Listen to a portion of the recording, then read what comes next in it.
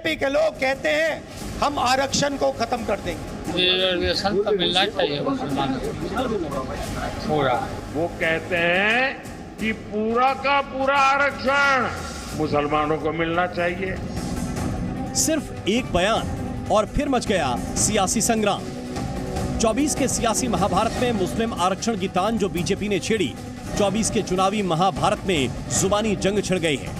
एक तरफ एनडीए है तो दूसरी तरफ इंडी गठबंधन। आरजेडी के अध्यक्ष लालू यादव भी आज मुस्लिम आरक्षण पर जंग में कूद पड़े, लेकिन 4 घंटे के अंदर ही उन्होंने यू टर्न भी ले लिया। सबसे पहले आप लालू यादव का सुबह का बयान सुनिए, फिर शाम होते होते उनके यू टर्न वाले बयान पर भी गौर कीजिए। कह रहे हैं कि मुसलमानों को आप लोग आरक्षण दे रहे हैं, ओबीसी का लेकर मुसलमानों को दे रहे हैं। रिजर्वेशन तो मिलना चाहिए मुसलमानों को पूरा। मंडल कमीशन मैंने लागू किया था। अब आरक्षण सामाजिक आधार होता है, धर्म आधार नहीं होता है। अटल बिहारी वाजपेयी जी ने संविधान समीक्षा आयोग बना दिया था और ये लोग यही चाहते हैं ये लोग कि ये जो थर्ड फेज का जो चुनाव हो रहा पूरा खुजली इनको खुजला रहा दे इनका। मुस्लिम आरक्षण पर लालू का यू टर्न क्यों? लालू को सियासी नुकसान का सताया डर।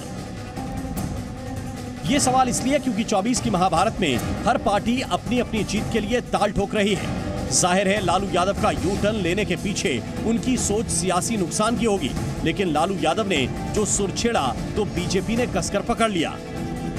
जो पशुओं का चारा खा गए वो कहते हैं कि पूरा का पूरा आरक्षण मुसलमानों को मिलना चाहिए। ये लोग पूरा का पूरा आरक्षण मुसलमानों को देना चाहते हैं। मुस्लिम आरक्षण के ट्रैप में फंसा विपक्ष, लालू यादव की गुगली से किसे फायदा? अभी तक राहुल गांधी सामाजिक न्याय, आरक्षण बचाओ, संविधान बचाओ, जाति जनगणना पर ही खुलकर बोल रहे थे।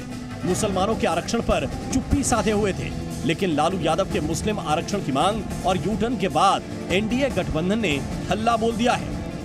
श्री लालू प्रसाद यादव जी ने जो बयान दिया है तो यह साफ हो गया कि एससी, एसटी और ओबीसी का हिस्सा मारकर वो मुस्लिम समाज को आरक्षण देना चाहते हैं। लालू प्रसाद जी ने ये क्यों सवाल उठाया है? ये तो मंडल कमीशन की अनुशंसाओं की मूल भावनाओं के विरुद्ध है। इसमें कहीं भी धर्म के आधार पर आरक्षण होना चाहिए, उसकी अनुशंसा नहीं है। 24 के चुनाव में कांग्रेस पार्टी आरजेडी के साथ मिलकर चुनाव लड़ रही है। ऐसे में लालू के इस बयान ने बीजेपी को खुलकर खेलने का मौका दे दिया है कि वो हिंदू वोटों के ध्रुवीकरण के लिए अपने सारे तार खोल दे।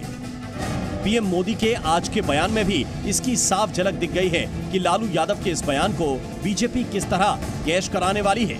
ब्यूरो रिपोर्ट, ज़ी मीडिया। और जिस मुस्लिम आरक्षण पर सियासी घमासान मचा हुआ है, अब आपको बताते हैं कि किस राज्य में कब कब किसको कितना आरक्षण दिया गया है। जरा ये समझिए, हम आपको बताते हैं। 2004 की बात करते हैं। आंध्र प्रदेश में कांग्रेस की सरकार थी, मुस्लिम आरक्षण दिया गया 5%। हाईकोर्ट ने उसी साल इस पर रोक लगा दी और सुप्रीम कोर्ट ने भी इसको खारिज कर दिया। 2014 में तेलंगाना में केसीआर की सरकार थी और मुस्लिम आरक्षण दिया गया 4%। ये ओबीसी कोटे के तहत दिया गया आरक्षण था। 1957 में, इससे पहले केरल की कम्युनिस्ट सरकार ने सरकारी नौकरी में 10% आरक्षण, शिक्षण संस्थान में 8% आरक्षण दिया था। 2007 की बात करें, तमिलनाडु में डीएमके की सरकार थी और डीएमके की सरकार ने मुस्लिम आरक्षण दिया था 3.5%। ओबीसी कोटे के तहत यह आरक्षण भी दिया गया था और 2007 में अलग से मुस्लिमों के लिए सब कैटेगरी भी बनाई गई थी।